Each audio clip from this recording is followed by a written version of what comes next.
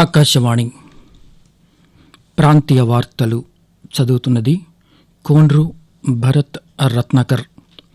ముఖ్యాంశాలు. రాష్ట్ర శాసనసభ వర్షాకాల సమావేశాలు ఈ రోజు నుంచి ప్రారంభమయ్యాయి. రాష్ట్రంలో నీటి ప్రాజెక్టులను పూర్తి చేసేందుకు చర్యలు తీసుకుంటున్నామని జలవనరుల శాఖ మంత్రి నిమ్మల రామానాయుడు శాసనసభలో తెలిపారు. రైతులకు సరిపడా ఎరువులను అందించేందుకు చర్యలు తీసుకుంటున్నామని కేంద్ర గ్రామీణాభివృద్ధి శాఖ సహాయ మంత్రి పెమ్మసాని చంద్రశేఖర్ వెల్లడించారు. టిడ్కో గృహ సముదాయాల నిర్మాణాలను పూర్తి చేసేందుకు పనులు ప్రారంభించామని పట్టణాభివృద్ధి శాఖ మంత్రి పి నారాయణ పేర్కొన్నారు. వార్తల వివరాలు. రాష్ట్ర శాసనసభ వర్షాకాల సమావేశాలు ఈ రోజు నుంచి ప్రారంభమయ్యాయి. ఈ ఉదయం 9 గంటలకు శాసనసభ, 10 గంటలకు శాసనమండలి సమావేశాలు ప్రశ్నోత్తరాలతో ప్రారంభమయ్యాయి. శాసనసభ్యులు అడిగిన ప్రశ్నలకు మంత్రులు సమాధానమిచ్చారు. అనంతరం శాసనసభకు విరామం ప్రకటించారు. శాసనసభ వ్యవహారాల సలహా కమిటీ బీఏసీ సమావేశమైంది. ఈ సమావేశంలో సభను ఎన్ని రోజులు నిర్వహించాలనే అంశంపై చర్చిస్తోంది. రాష్ట్రంలో నీటి ప్రాజెక్టులను పూర్తి చేసేందుకు చర్యలు తీసుకుంటున్నామని జలవనరుల శాఖ మంత్రి నిమ్మల రామానాయుడు తెలిపారు.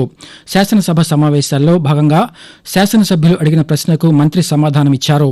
రాష్ట్ర ప్రభుత్వం పోలవరం సహా పలు నీటిపారుదల ప్రాజెక్టులకు ప్రాధాన్యత ఇస్తోందని, తోటపల్లి, వంశధార వంటి ప్రాజెక్టులను 2 ఏళ్లలో పూర్తి చేయాలని లక్ష్యంగా పెట్టుకున్నామని మంత్రి తెలియజేస్తూ, వంశధార గాని, తోటపల్లి గాని ఇట్లా ఏవైతే గత 20-30 సంవత్సరాల నుంచి నిలిచిపోయినటువంటి ప్రాజెక్టులు ఏవైతే ఉన్నాయో వాటన్నిటిని కూడా ప్రయారిటీలో పెట్టుకుని నాకు 2 సంవత్సరాల్లో ఈ ప్రయారిటీలో ఉన్నటువంటి ప్రాజెక్టులన్నీ కూడా పూర్తి చేయాలి అనేటువంటి విధంగా, అంటే ఏదైతే మరి అదేవిధంగా మడ్డు వలస గాని ఇట్లా ఇవన్నీ కూడా ఆయన ప్రయారిటీ ఇచ్చారు అధ్యక్ష. ప్రయారిటీ అవడమే కాదు, 2 years మాకు టైం ఇచ్చి ఈ 2,000 కోట్ల రూపాయలు, అంటే దగ్గర ఇవి పూర్తి చేయాలంటే 2,400 కోట్ల రూపాయల వరకు అవుతుంది.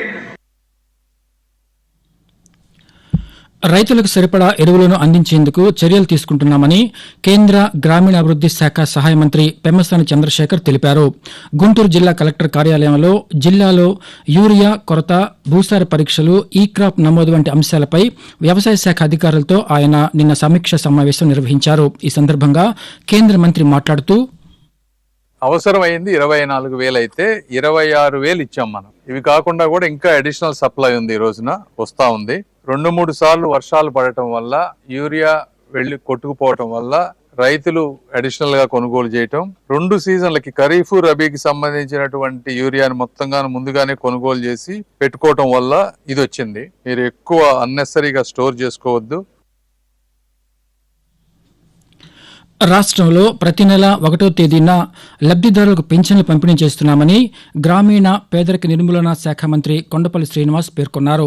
శాసనసభ సమావేశాల్లో భాగంగా 50 ఏళ్లకు పెన్షన్ పథకంపై శాసనమండలి సభ్యులు అడిగిన ప్రశ్నకు మంత్రి సమాధానమిస్తూ, రాష్ట్రంలో 50 నుంచి 59 మధ్య వయసు గల 11,98,501 మంది పెన్షన్ పొందుతున్నారని తెలిపారు. పేదలకు ఇచ్చే పెన్షన్లను 3,000 నుంచి 4,000 రూపాయలకు పెంచి అర్హులైన ప్రతి ఒక్కరికి అందిస్తున్నామని మంత్రి వివరించారు. టిడ్కో గృహ సముదాయాల నిర్మాణాలను పూర్తి చేసేందుకు పనులు ప్రారంభించామని పట్టణాభివృద్ధి శాఖ మంత్రి పి నారాయణ అన్నారు. శాసనసభలో ప్రశ్నోత్తరాల సందర్భంగా టిడ్కో ఇళ్ల నిర్మాణంపై శాసనసభ్యులు అడిగిన ప్రశ్నలకు ఆయన సమాధానమిచ్చారు. కాంట్రాక్టర్ల బకాయి బిల్లులను చెల్లించేందుకు చర్యలు తీసుకుంటామని చెప్పారు.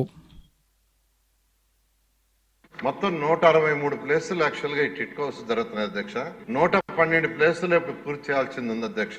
లాస్ట్ 4 months లో ఈ కాంట్రాక్ట్లకి 280 కోట్లు పే చేసాం అధ్యక్ష. ఎవరైతే ఇప్పుడు వర్క్ చేస్తున్నారో ఆ కాంట్రాక్ట్లకి ఓన్లీ హౌసెస్ ఫినిష్ చేయటం 25 ప్లేసుల్లో, ఓన్లీ ఇన్ఫ్రాస్ట్రక్చర్ 20 ప్లేసుల్లో, మొత్తం 112 ప్లేసులకు గాను 51 ప్లేసుల్లో లాస్ట్ 2 months లో స్టార్ట్ చేశారు. ఇంకా 61 ప్లేసుల్లో స్టార్ట్ చేయాల్సి ఉంది. అది నెక్స్ట్ మంత్ ఎండింగ్ లోపల వాళ్ళు స్టార్ట్ చేస్తామని యాక్చువల్ గా కాంట్రాక్ట్లు చెప్పడం జరిగింది. ఆకాశవాణి ప్రాంతీయ వార్తలు వింటున్నారు.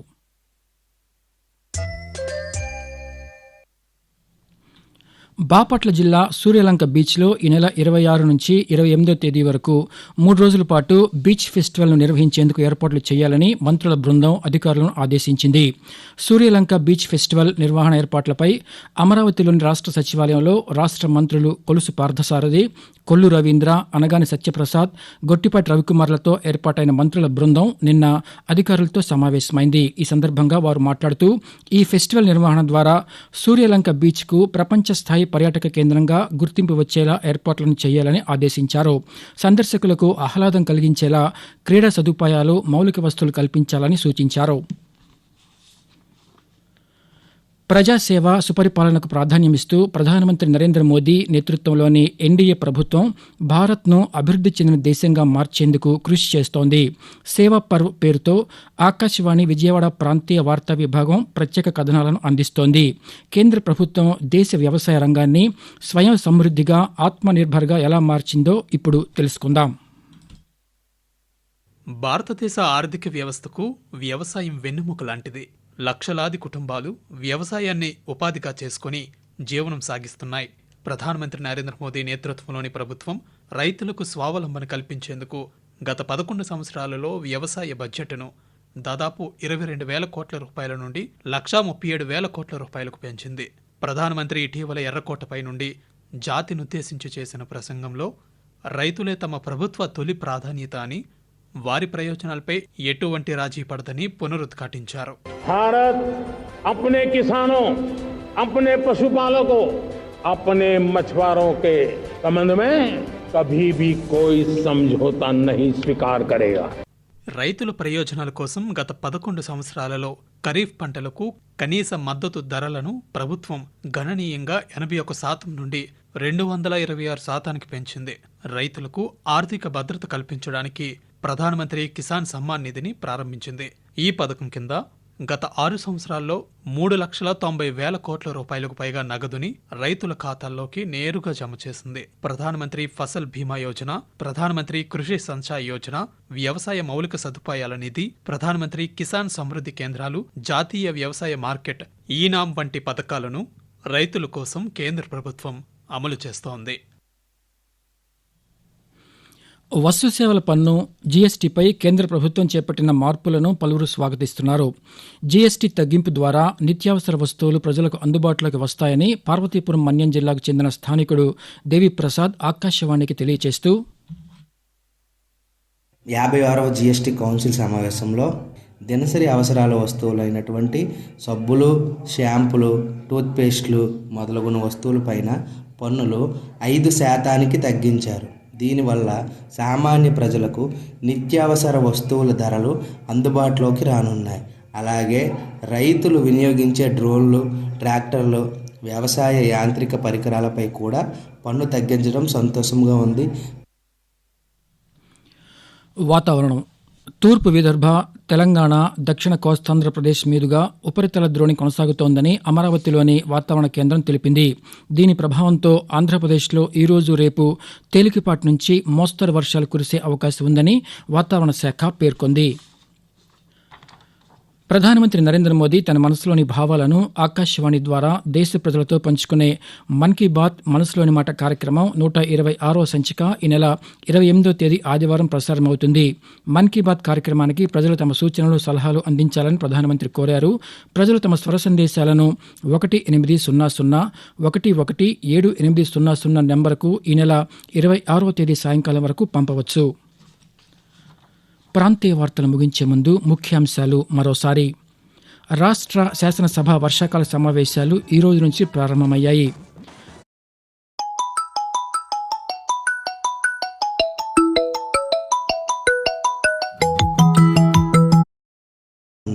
అలాగే రైతులు వినియోగించే డ్రోన్లు, ట్రాక్టర్లు, వ్యవసాయ యాంత్రిక పరికరాలపై కూడా పన్ను తగ్గించడం సంతోషంగా ఉంది.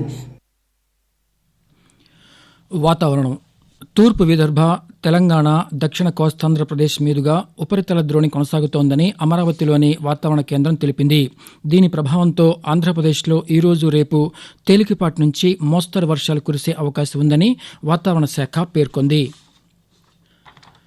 ప్రధానమంత్రి నరేంద్ర మోదీ తన మనసులోని భావాలను ఆకాశవాణి ద్వారా దేశ ప్రజలతో పంచుకునే మన్ కీ బాత్ మనసులోని మాట కార్యక్రమం 126వ సంచిక ఈ నెల 28వ తేదీ ఆదివారం ప్రసారమవుతుంది. మన్ కీ బాత్ కార్యక్రమానికి ప్రజలు తమ సూచనలు, సలహాలు అందించాలని ప్రధానమంత్రి కోరారు.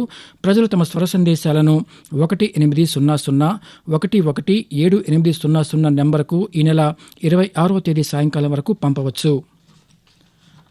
ప్రాంతీయ వార్తలు ముగించే ముందు ముఖ్యాంశాలు మరోసారి. రాష్ట్ర శాసనసభ వర్షాకాల సమావేశాలు ఈ రోజు నుంచి ప్రారంభమయ్యాయి.